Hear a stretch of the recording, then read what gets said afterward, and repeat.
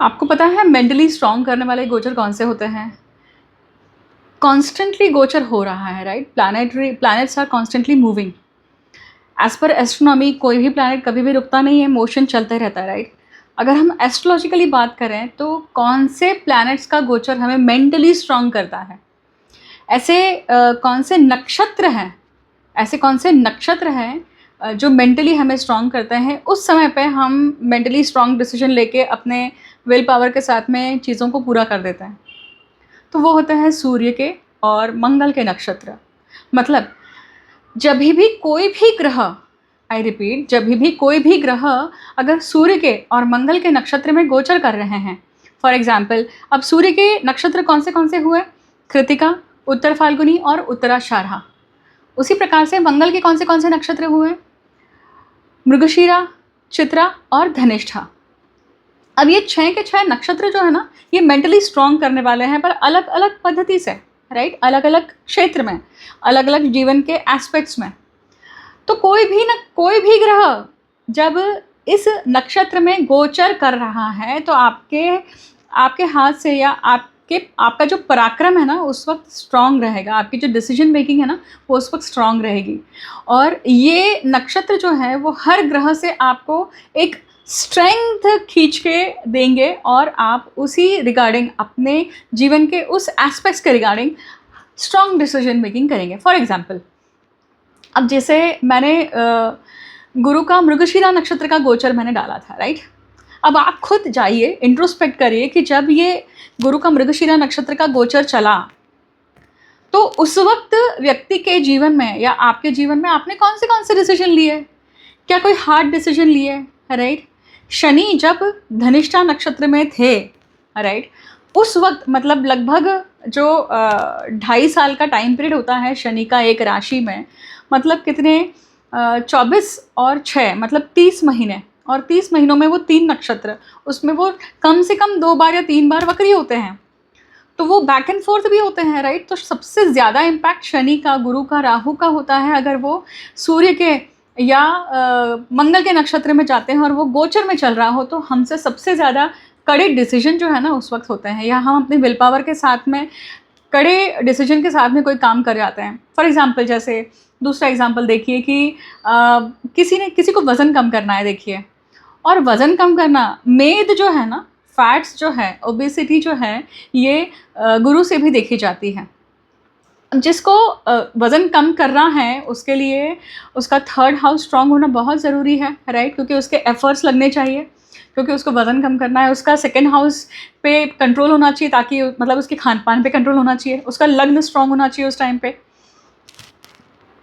गोचर में कुछ ऐसी स्थितियां बनती हैं, गोचर में ऐसे नक्षत्र गोचर बनते हैं जिसके कारण व्यक्ति ना उस 8 महीने में, 1 साल में अपने आप को कम कर जाता है या अपने आप को बदल देता है, अपने आप को रेजुनेट कर देता है। तो आप देखिए, मतलब आपके आसपास ऑब्जर्व करिए, अगर किसी व्यक्ति ने इस प्रकार से अपने आप को घटाया है, वज़न कम किया है, और अगर ईजिली अवेलेबल है, सामने वाले की परमिशन है, तो आप देख सकते हैं कि उस वक्त उसका गोचर क्या चल रहा था। क्या उसके जो ग्रह हैं वो सूर्य या मंगल के नक्षत्र में चल रहे थे, खास करके शनि, गुरु, राहु, है ना? क्योंकि ये जो है क्योंकि बाकी जो 3 ग्रह हैं ना, बाकी जो 4 ग्रह हैं, जैसे हम बुध की बात करें, मंगल की खुद की बात करें, सूर्य की बात करें, चंद्र की बात करें, तो ये ग्रह का मोशन का टाइम पीरियड जो है वो बहुत कम है। 25 दिन के लिए, 1 महीने के लिए, 1.25 महीने के लिए आते हैं और वो बदलते हैं चीज़ों को। वो टेम्पररी है इफ़ेक्ट्स, मतलब टेम्पररी जो चीज़ें चेंज होती रहती है, परंतु कोई चीज़ परमानेंसी के लिए जाने के लिए जब होती है तो ऐसे ग्रहों का गोचर उन नक्षत्रों में जब होता है तो व्यक्ति में बहुत अच्छे बदलाव आते हैं। जैसे कोई उच्च शिक्षण के लिए जा रहा है ना, MS करने जाते हैं बच्चे, या मान लीजिए स्पोर्ट्स में बहुत एकदम 2 साल में, 3 साल में बहुत अच्छा ग्रोथ दिख जाता है, राइट? तो आप स्पोर्ट्समैन की पत्रिकाओं को देख सकते हैं। आप ऐसे में ऐसे IPS या जो UPSC या ऐसे ब्यूरोक्रेसी के एग्ज़ाम्स के लिए जो क्रैक करने जाते हैं, उस वक्त का गोचर देखिए, क्योंकि वो मेंटली भी कहीं ना कहीं वो मेंटली स्ट्रॉन्ग कर रहा है। आपकी विल पावर, आपकी डिटर्मिनेशन, आपकी डिसिप्लिन बढ़ा रहा है, राइट? तो कौन से 6 नक्षत्र बोले हमने? सूर्य के और मंगल के तीनों नक्षत्र, राइट। ये 3 और 3 ये 6 नक्षत्रों में जब भी गोचर रहेगा।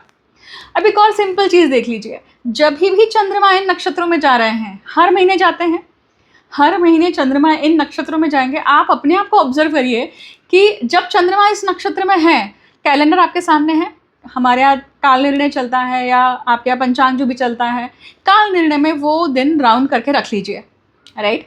और राउंड करने के बाद में क्या करिए, वो महीना जैसा जा रहा है ना वैसा जाने दीजिए, कुछ करिए मत।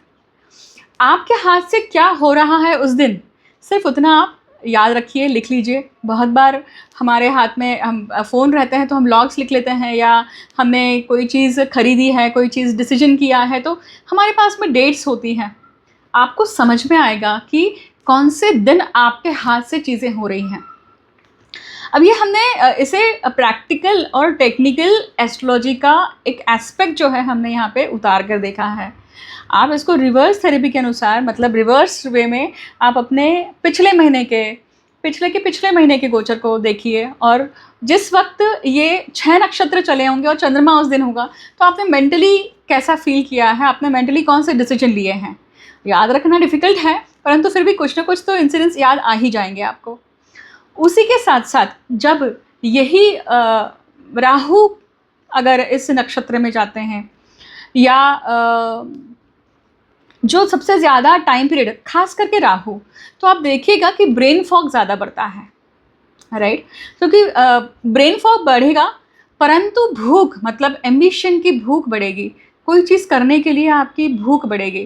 क्योंकि राहु का गोचर जब इन नक्षत्रों में होगा तो क्या होगा, व्यक्ति के अंदर एक भूख आएगी, एक अग्रेशन आएगा इस चीज़ को प्राप्त करने के लिए। कभी आपने सोचा है कि जब समुद्र मंथन हुआ था और जिस वक्त अमृत निकल के आया था और अमृत को पान करने के लिए देव और असुर लड़ रहे थे, और जब ये डिसाइड हुआ कि चलिए देना है, तो अब समझिए कि जिस वक्त राहु ने डिसाइड किया अपना तो नंबर लगेगा ही नहीं, पता नहीं कब नंबर लगेगा, अपने को पता नहीं कब मिलेगा अमृत, अपन एक काम करते हैं, अपन भेष बदल के देवों के लाइन में पहुंच जाते हैं। तभी आपने सोचा कि उस वक्त गोचर तो उस वक्त भी चल रहा था, ग्रहमान स्थिति तो उस वक्त भी थी, राइट। तो उस वक्त क्या कौन सा गोचर रहा होगा, उस वक्त उनकी मनस्थिति ऐसी क्यों हुई होगी, और कौन से ऐसे नक्षत्र होंगे जिसका प्रभाव उनके ऊपर रहा, राइट। खुद राहु पे ऐसे कौन से इसका प्रभाव रहा, ऐसी वृत्ति रही, राइट। तो एग्जाम्पल के तौर पे इस चीज़ को सोचिए। ज्योतिष में प्रश्न करना सीखिए। ज्योतिष, अगर आपको सच में ज्योतिष सीखनी है, आपको ये विद्या अर्जन करनी है, तो किताबों को पढ़ना, या किताबों को खास करके उन किताबों को पढ़ना चाहिए जो ऋषि मुनियों ने लिखी हुई हैं, वो जो सूत्र हैं ना, उन्हें पढ़ना चाहिए। फिर आप पुराण पढ़िए, फिर आप संहिताएं पढ़िए, और इन सब को पढ़ने के बाद में फिर आप ऑथर्स पे जाइए, क्योंकि जो भी ऑथर है वो खुद मनुष्य ही हैं, और हर एक ने अपना पॉइंट ऑफ व्यू रखा है, उसने कैसे आत्मसात किया है उस ज्ञान को, उसने अपना पॉइंट ऑफ व्यू रखा है। तो किसी के पॉइंट ऑफ व्यू को समझने के लिए पहले आपका खुद का पॉइंट ऑफ व्यू बनना चाहिए ना, और आपका खुद का पॉइंट ऑफ व्यू तब बनेगा जब आप उतना विद्या अर्जन करेंगे, उतनी चीज़ों को पढ़ेंगे। जब हमारे पास में एक लार्जर पिक्चर होती है तो हम देख पाते हैं कि भाई एग्जैक्टली क्या है। मैं आपको एक एग्जांपल दूंगी। मैं हमेशा अपनी कंसल्टेशन में एग्जांपल देती हूँ, जब भी कभी किसी को ऐसी बात समझानी होती है तो, या इस लार्जर पिक्चर दिखानी होती है। तो आप जब स्टेशन पे खड़े हैं और एग्जैक्टली ट्रेन के पास में खड़े हैं, तो आपको सिर्फ वो डिब्बा दिख रहा है जहाँ पे वो खिड़की है, वो पीछे की खिड़की, आगे की खिड़की, जिस खिड़की के सामने खड़े हैं आप, राइट। फिर आप अगर थोड़ा पीछे जाते हैं तो आपको उस डिब्बे के पीछे वाला डिब्बा और आगे वाला डिब्बा भी दिखता है, राइट, क्योंकि आप थोड़ा पीछे गए, आपको बुद्धि आई कि थोड़ा पीछे जाएंगे तो हमें और दिखेगा। अगर वही आप किसी और प्लेटफॉर्म पे चले जाते हैं और बीच में कोई ट्रेन नहीं है, वो जिस ट्रेन के सामने आप खड़े थे वो पूरी ट्रेन, एटलीस्ट आपको 5-6 डिब्बे नज़र आते हैं, आपको ये समझ में आता है कि ट्रेन कौन सी है, राइट।